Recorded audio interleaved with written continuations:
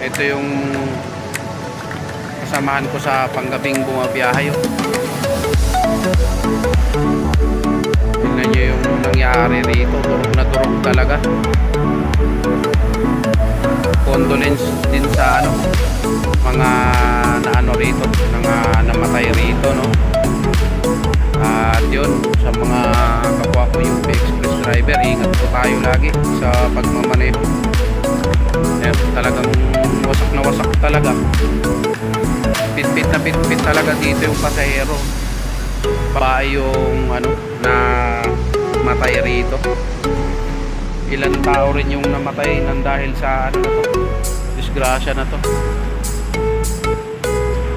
Ayun yung nakabangga na to, itong bus na to. Nawalan ng preno to, nag-lost brake to.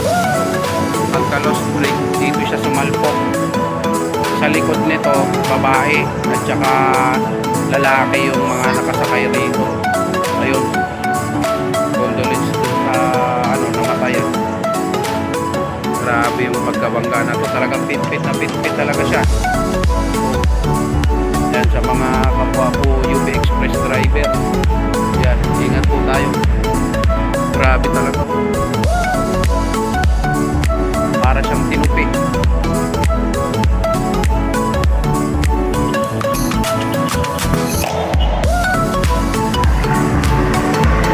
Yan, ito yung nakabangga na bus na nawala ng preno.